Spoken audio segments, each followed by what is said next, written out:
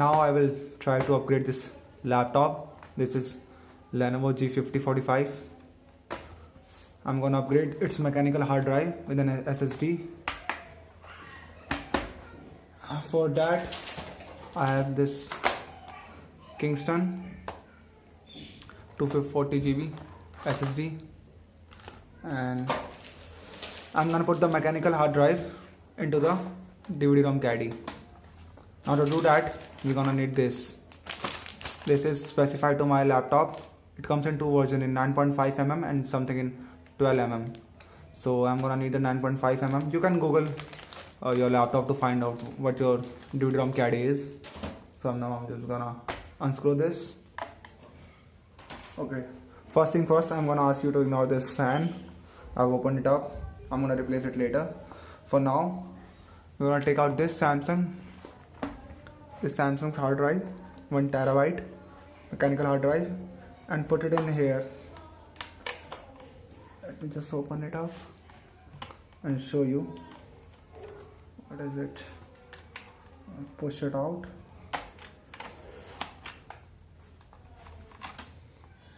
I'm gonna remove this DVD-ROM and replace it with the new one while inserting a mechanical hard drive. So I'm just gonna put this aside for time's sake. And now I'm gonna unscrew this hard drive.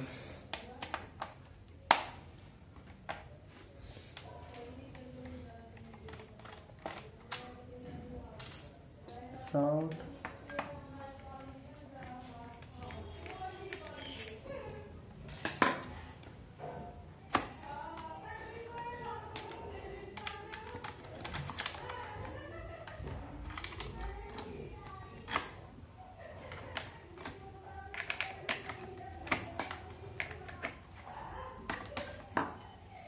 This is a 1 terabyte mechanical hard drive. I'm gonna put it aside and I'm gonna open this up. Now we have this Kingston hard drive, 240 GB. It's pretty lightweight compared to the. Now to put it in, we're gonna have to insert this into this mechanical panels. I'm just gonna remove it from the hard drive.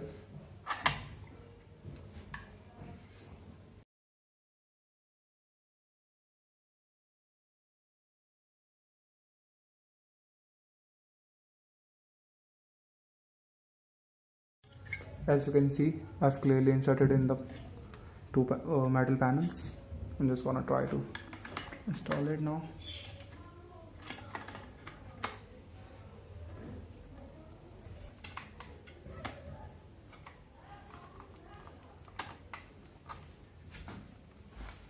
You can see I've fitted it. Let's just screw it in.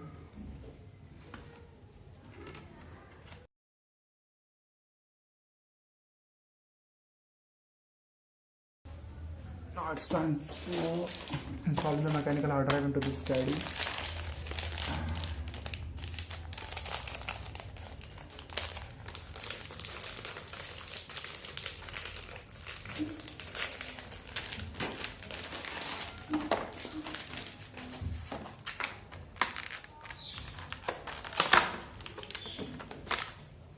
So instruction. Panel and some screwdriver. Now see which is the way to insert it.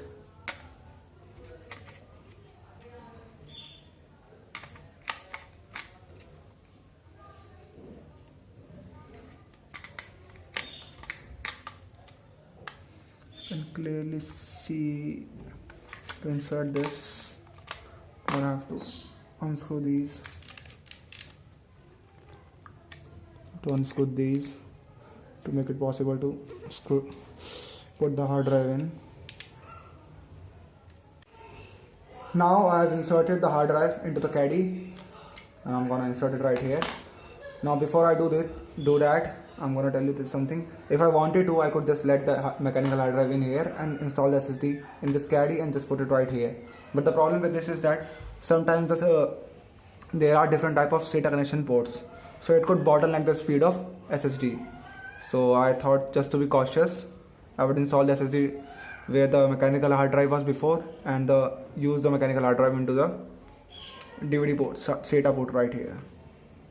Remove this plastic. Now there's one thing that you can also do is, wait, before that let me just check if it works or not.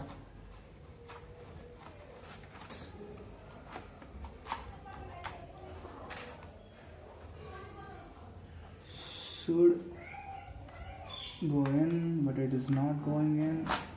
What the hell? I ran into some issues that this panel was more in width, or you can say is more thick than this DVD ROM that was already inside this, so it wasn't getting in.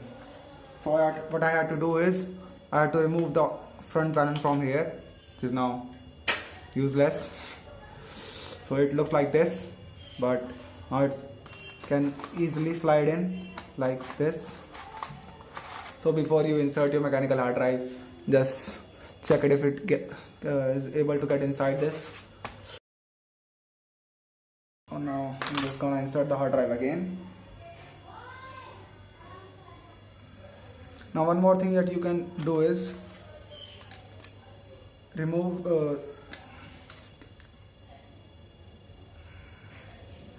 this from this panel and replace it with this curved plastic that you already have with your DVD ROM, so that it could easily fit it right here. Now I'm just gonna remove it and try to insert it here. Let's just hope I don't break it. I have removed it. Let's see if it can fit in this or not. Now I'm just gonna install the hard drive again, and I'm gonna insert it finally. Now as you can see, hard drive is inserted. The plastic panel for the side cover is also inserted. Now there's one more thing that you need from the old DVD ROM. It's this hook that you have to place it here so that you can sew it in, so it won't be moving around here and there. I'm just gonna unscrew it. I'm gonna need a different one.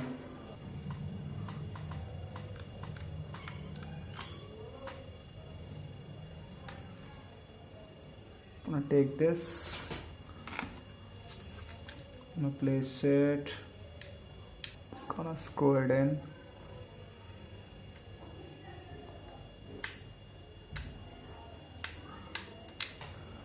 Now I'm just gonna try to slide it in the dock. Let's see if it gets inside or not. It's the wrong way. I have to, come on. It looks like it's fine in the dock. I'm just gonna screw it in. I'm gonna take this screw.